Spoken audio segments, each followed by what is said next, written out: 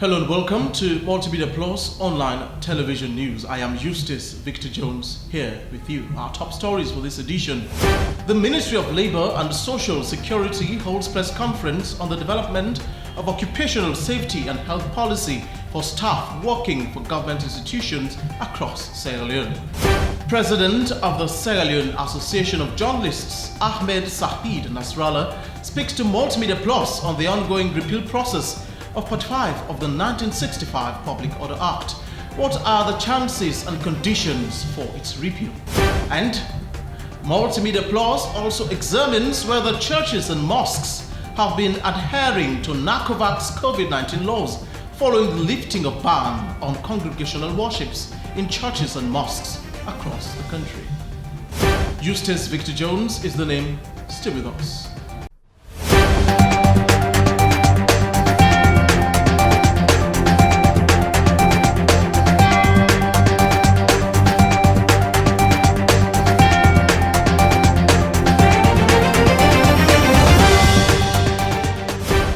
This edition of the news going with heightening campaigns in Freetown for the repeal of Part 5 of the 1965 Public Order Act. The Act, which is more than 55 years old, has incarcerated many journalists during the course of its validity. Media practitioners say it's high time the law is repealed. Multimedia's Fatmata Binta Jallo has been speaking to the president of the Sierra Leone Association of Journalists, Ahmed Saeed Nasrallah, on the repeal of the said act. By way of an update, since SLAJ was established in 1971, every executive of SLAJ has made it a priority, one of their priorities, to ensure that they seek for the repeal of the criminal libel law, because it affects the work of the media, affects the work of journalists, and it also affects the governance system. So we are now 49 years and we're still battling for it. But actually, it only gained momentum during the era of Umaru Fofana as president. He actually went to the Supreme Court to make a case that this law was in contravention with the 1991 Constitution, the provision on Section 25 of the 1991 Constitution, which guarantees freedom of expression and of the press. But then eventually, unfortunately, the Supreme Court threw the case out on the grounds that Umar Fofana lacked the SLAJ at that time lacked the local standard to bring such a case at the Supreme Court. And then after that, we had Dr. Julius Spencer, who also filed a case as a citizen, not as a journalist, because Spencer was a victim of this law when he was the editor or managing editor of the New Breed newspaper during the days of the National Provisional Ruling Council, NPRC.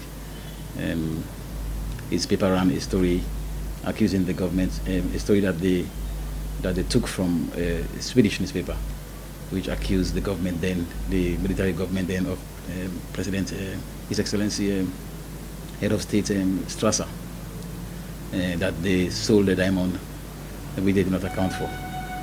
And so they were arrested and detained in Panama prisons, together with the reporters of the newspaper, the vendors. They were all detained. So you see how bad this law is, because the law does not only you're not only liable as the publisher or the person who wrote the story, or who published the story, or who broadcast the story, but also the third parties, the people who distributed the story, the vendors, and also the people who are involved in the production of that libelous material, allegedly libelous material. So that's why he took the case to the court as a citizen, so that but since he filed that case, I think in 2011 or 2012, the case has not been called, or the Supreme Court has not yet sat on the case, or the High Court. So then we have Kelvin Lewis as president of SLAJ. He started a different approach to dialogue and engage with the authorities, so that they will see reason that this law is a bad law internationally. It's against many of the conventions we've signed as a country, and it's also against the democracy that we say we are practicing, because the media plays a very crucial role in our democracy in trying to get people to get the right information, and also to help them make informed decisions. So Kelvin's approach gave birth to some fruitful discussions with government, and then under the leadership of the last government, Dr. Hannes Kurma, the former president, who actually made a promise in 2007 before he became president. At that time, he was a member of parliament. He promised, because he had a very rosy relationship with the media, and so he promised them that if eventually he won the election in 2007, he will make it a point of duty to repeal the criminal libel law. But unfortunately, when he came, it took him about his first term ended without any work being done on it, and then into the last part of his second term, there was an indication that he was prepared to repeal the bill before he left office, so that he will make it as one of his legacies. So Kelvin had engagement with the former Ministry of Information, the Minister of Information, Mohamed Bangura. They had some consultations, and then the process started to engage, and then they tried to bring all the parties together, all the stakeholders, not just the media, because this law doesn't only affect the media, it also affects citizens, because it is everybody's right to freely express yourself.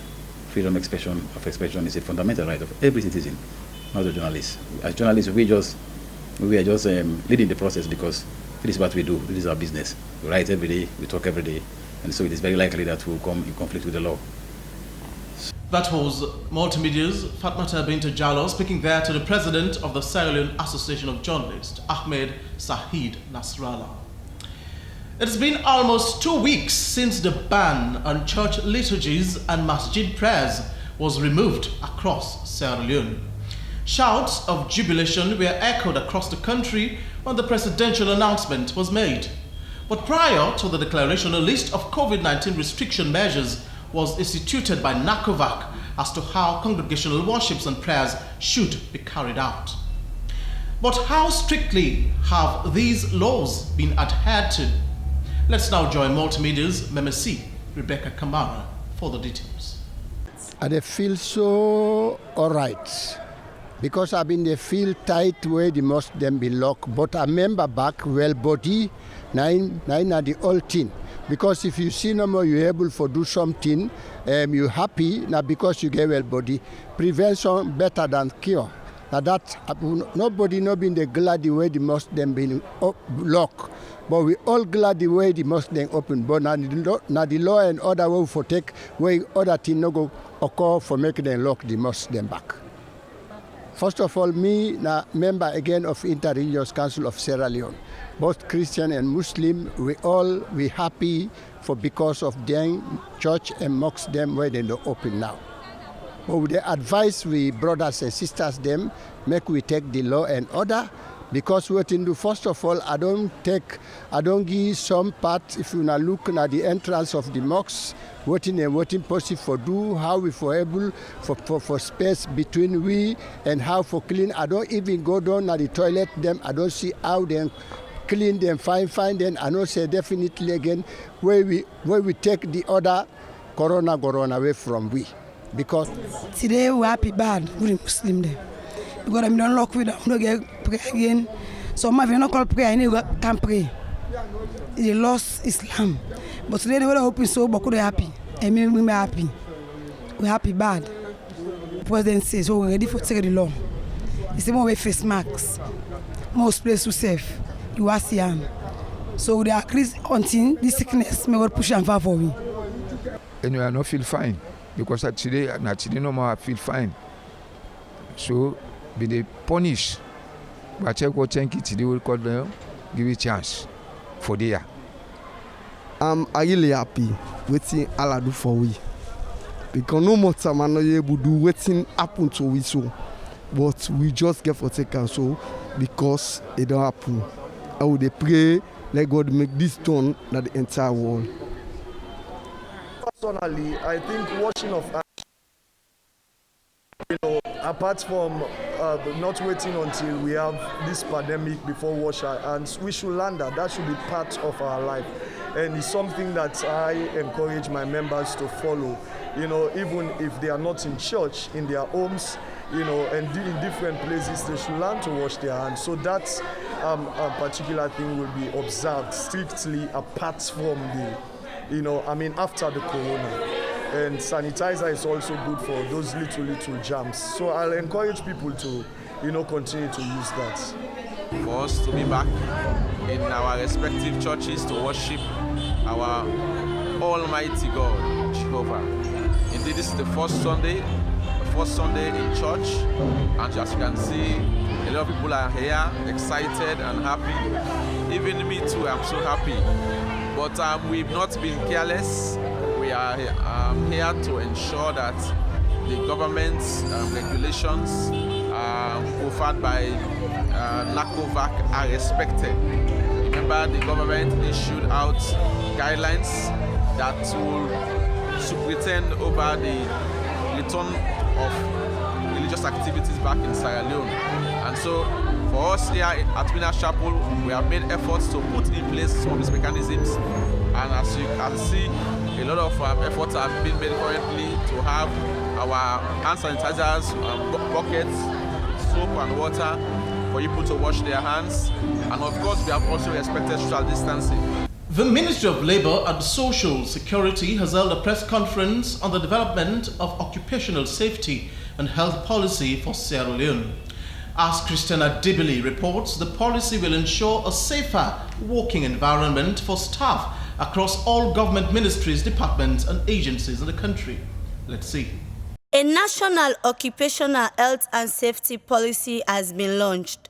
For the first time in Sierra Leone, there is a policy overseeing the welfare of government employees. The issues of employee safety have been one of the factors exposing Sierra Leone institutional rot. Unless a solution is devised, or is it, Mr. Ahmed Brahma? To fight against this COVID-19 with the occupational health and safety, it will be most important and relevant for us as a nation to actually come up with this policy so that we will use it to even help regulate the difficulties or problems that will emanate from this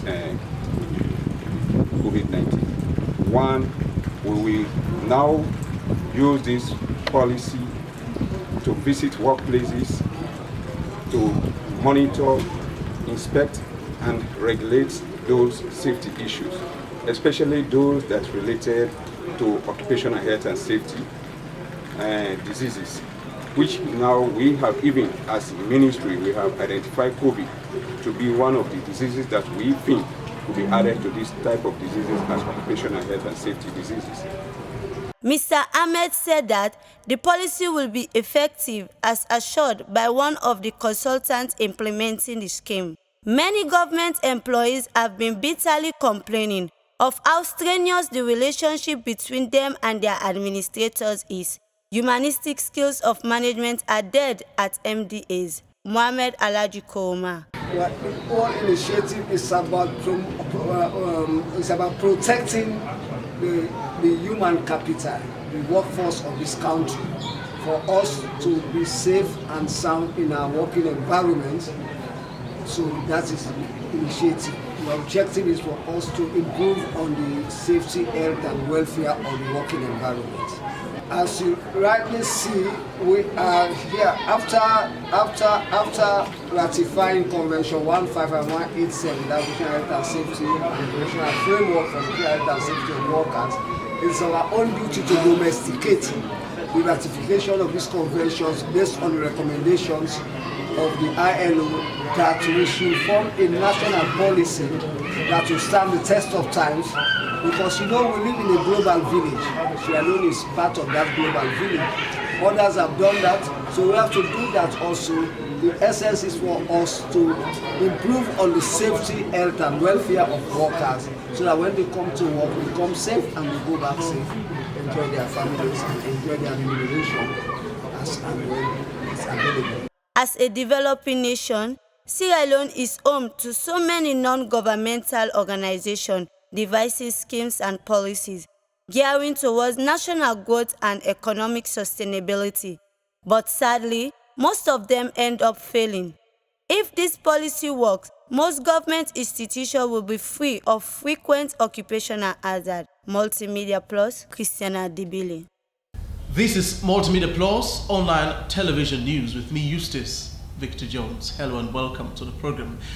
Still to come on the news, the chairman and leader of the Alliance Democratic Party, ADP, Mohamed Kamarimba Bansare, is alleged to have raped a 15-year-old girl in Connaught. Production. Multimedia Plus, number one at the country. Multimedia Plus, beyond creativity that now we mission. Multimedia Plus, we they bring to you so much quality. Multimedia Plus, number one, yeah. Quality video we there, photo shoot, voice over we there, jingle and soundtrack we there, documentary, podcast we there, market and sales, audio production sell we there. Don't forget to Napokana Multimedia Leash. Welcome to the land of creativity. Yeah, at the bongo bluff with the beauty. If you see me photo, see quality. If you see me video, see quality. If you listen me music, see quality. You go feel say na magic. See quality. Number 2 come with 6 na the place. After sabiti the customer the way.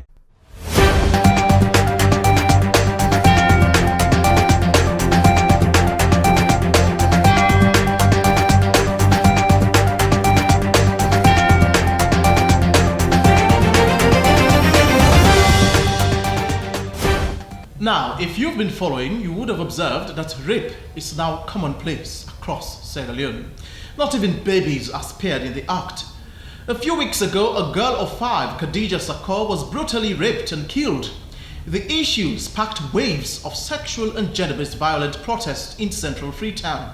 Barely 2 weeks on from Khadija's rape saga, the chairman and leader of the Alliance Democratic Party, ADP, Mohamed Kamarimba Bansare, is alleged to have raped a 15-year-old girl in Connaught.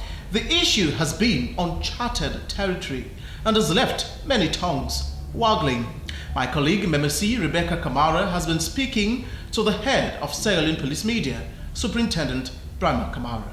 Based on an allegation made against him by a 15-year-old minor from Connaught, and on the basis of that allegation, we have been able to start our investigations. We've had the medical paper, the medical report. We've also had the birth certificate to confirm the age that the girl is 15. And then we've obtained statements as well. And on the totality of those ones, we have decided that he must come and answer to the allegations. And today he's here to answer to the allegations made against him by the 15-year-old girl. He's going to tell us what he knows about the matter. He's going to tell us, he's going to do what we call a free narration. He will explain everything he knows with regards to the girl in question, or maybe anything surrounding the matter itself.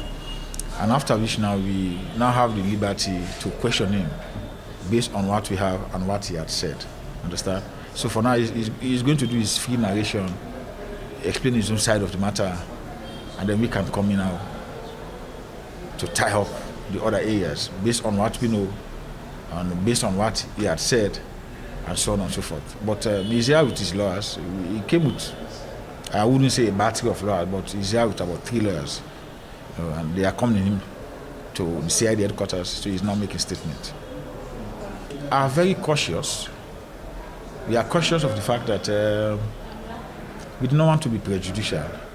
In law, they say every man is responsible for the natural and probable consequences of his own act. Understand? But equally so, the law says every man is presumed to be innocent until he is found guilty by a competent court of law. And because we know the rule says he who alleges, he who asserts, and he who others must prove. So this is why we are doing everything within our powers to make sure we get into the matter. And then at the end of the day, whatever we get, if we think he has a case to answer, then we can send him to court. So we are very cautious. We are not in haste, but we are treading cautiously to make sure that we get things right. But this is a very serious offense. It's a very serious allegation, and so we have to do the needful. You understand? You have to do the needful. So this is what we are doing as at the moment. It's now time for us to head for our usual health sensitization tips, even as we continue to keep ourselves quite safe from the novel coronavirus pandemic. There is a global outbreak of a new coronavirus disease that is rapidly spreading to a number of countries around the world. Common signs and symptoms include cough, fever, shortness of breath, and difficulty in breathing.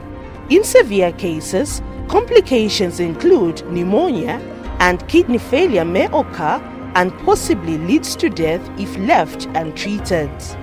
Everyone is at risk of getting this disease.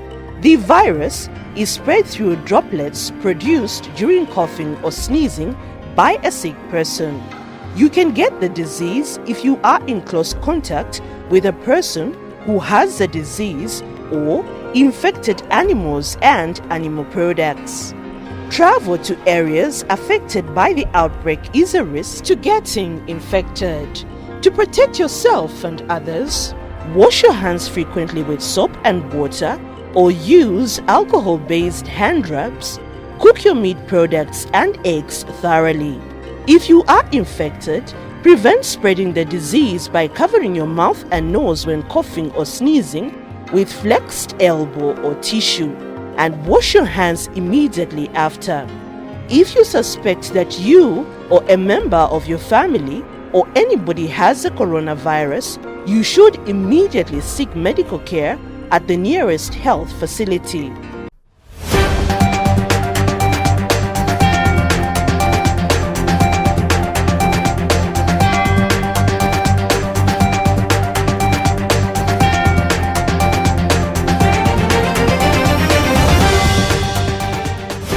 And this is where we'll wrap up today's edition of our news broadcast here on Multimedia Plus online television. But before we go, here's a round-off of our headlines. The Ministry of Labour and Social Security holds press conference on the development of occupational safety and health policy for staff working for government institutions across Sierra Leone. President of the Sierra Leone Association of Journalists, Ahmed Sahid Nasrallah, speaks to Multimedia Plus on the ongoing repeal process of Part 5 of the 1965 Public Order Act. What are the chances and conditions for its repeal? And Multimedia Plus also examines whether churches and mosques have been adhering to NACOVAX COVID-19 laws following the lifting of ban on congregational worships in churches and mosques across the country.